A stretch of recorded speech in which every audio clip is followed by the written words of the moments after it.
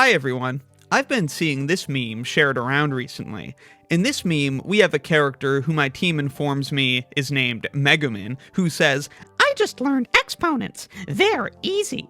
And then this character named Kazuma responds, "Alright, then compare 2017 to the power of 2016 and 2016 to the power of 2017.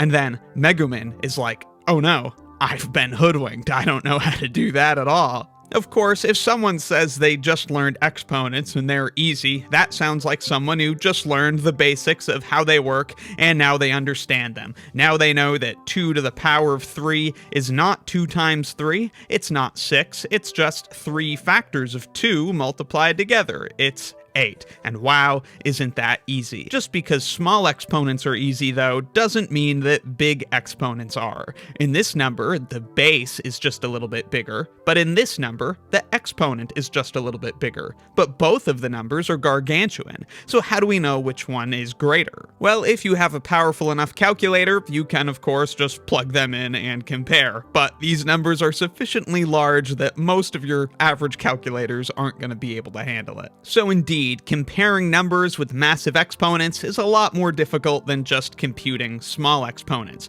but it doesn't mean we can't handle it. We absolutely can, and to do so, we need a devious trick. We're dealing with numbers of this form, x to the power of y and y to the power of x, 2017 to the power of 2016, 2016 to the power of 2017.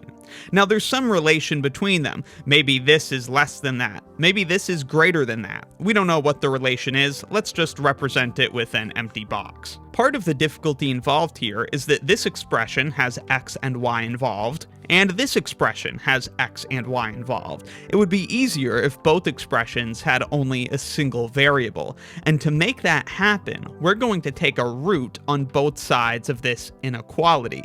We could take a square root on both sides, or a cube root on both sides. Hopefully those are things you're familiar with. In this case, though, we're going to take an xy root on both sides. So we're taking the root on the left, which root? The xy root. For example, if x was 2 and y was 3, this would be the 6th root. But we're going to do this on both sides, so it's totally valid. Now, you may remember that taking the square root of something is the same as raising that something to the power of 1/2. Similarly, taking the xy root of something is the same as raising that something to the power of 1 over xy. So the xy root of x to the y is x to the y to the 1 over xy. The xy root of y to the x is y to the x to the 1 over xy.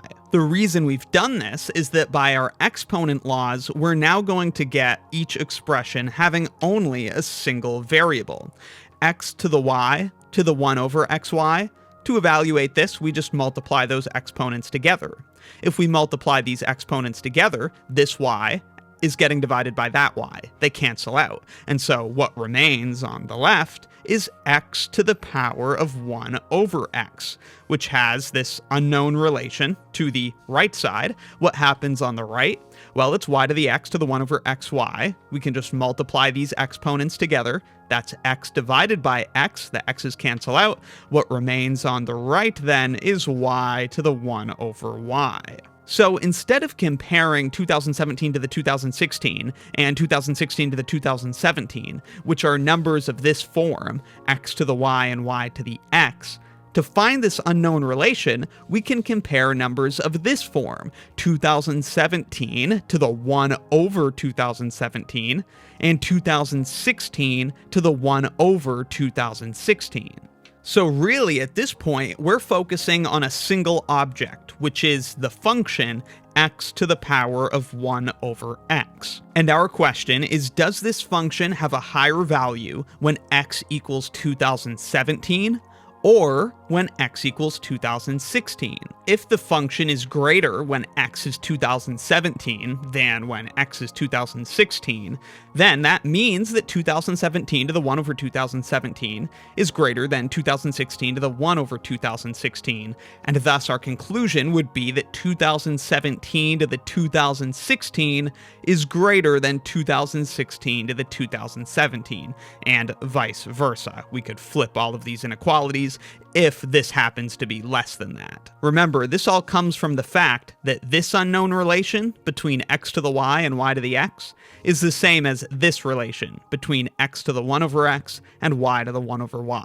To figure out how these two function values compare, we're going to need calculus. To keep the barrier of entry fairly low, I'm not going to go into complete rigorous detail, and I'm going to appeal to the graph of the function. This in red is a graph of our function, f of x equals x to the 1 over x.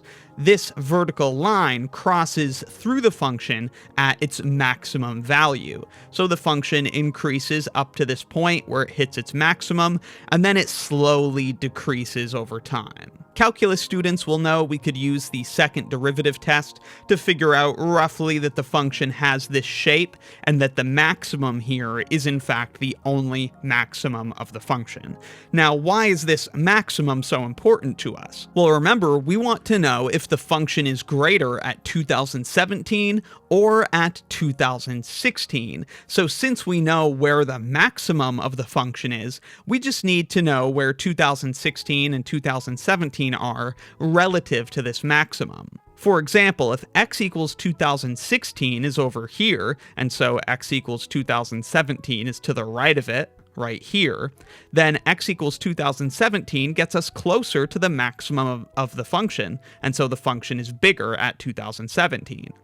But if, on the other hand, x equals 2016 is over here, and x equals 2017 is over here, then x equals 2016 gets us closer to the maximum of the function, and so the function would be greater at 2016. So we have to find where this maximum occurs, so we know where it is relative to 2016 and 2017. And we will go through the calculus involved in finding the x-coordinate of this maximum. One of the first things you learn about in calculus is the derivative of a function, which is the slope of its tangent lines. The line tangent to a function at a point is the best linear approximation of the function at that point. And the slope of these tangent lines, which again is the derivative, gives us an idea how fast the function is changing at that point. For example, over here where the function is more steep, the tangent lines are more steep. Their slopes, and thus the derivative, are greater than over here, where the function is more shallow, and so are the tangent lines, and so the derivative, which is the slopes of those lines, the derivative is smaller. Now, the maximum of the function will occur here, where the tangent line is completely flat. The function isn't increasing or decreasing. For just a moment, it reaches its peak before it starts descending. And right there, the tangent line has a slope of 0, that's where the derivative is 0, and by knowing that, we'll be able to find where it occurs. All we have to do is find the derivative of the function. The function is f of x equals x to the 1 over x. We need to find the derivative, and then set it equal to 0, and figure out where that derivative is 0, giving us that horizontal tangent line. The derivative of this function is actually a somewhat trickier derivative. It involves a technique called logarithmic differentiation, which I don't think is even covered in AP calculus. The technique is helpful to deal with this variable in the exponent. What we do is we take the natural log of both sides of this equation, so on the left we have the natural log of f of x, and on the right we have the natural log of x to the 1 over x. But by our log rules, we could take that exponent of 1 over x out as a factor, so 1 over x times the natural log of x. Then we take the derivative of both sides of this equation using what's called implicit differentiation.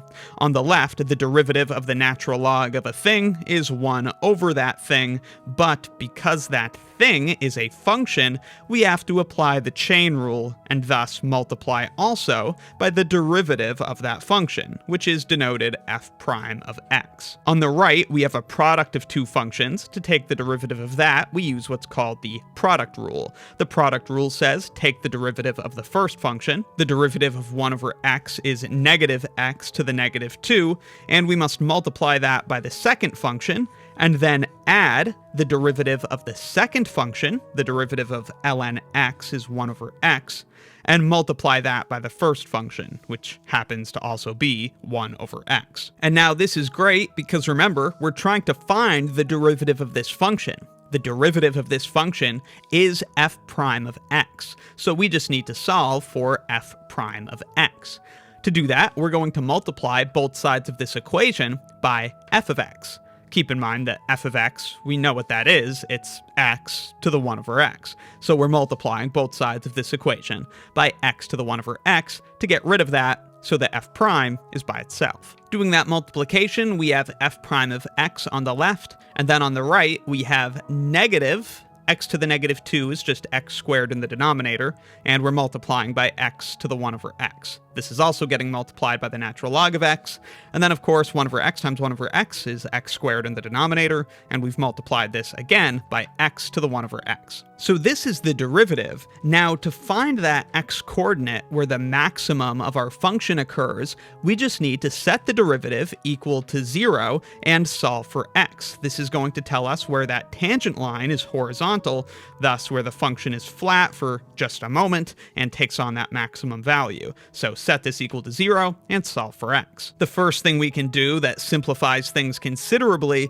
is divide both sides of this equation by x to the 1 over x squared, because x to the 1 over x squared is here, and it's there. So divide both sides of the equation by it. That's going to cancel out both of those, and of course it's still just going to leave 0 on the right. What's going to remain then on the left is negative ln x plus 1 is equal to 0. Add ln x to both sides, and we get that the natural log of x is equal to 1, and so by definition of natural log, x has to be e. For those unfamiliar with e, it is a transcendental number, which is approximately 2.71828, and the decimal expansion continues. But most importantly, we now know what horizontal position this maximum occurs at. This here is at x equals e, which is about 2.718. And that means that the value of the function when x is equal to 2017 and when x is equal to 2016,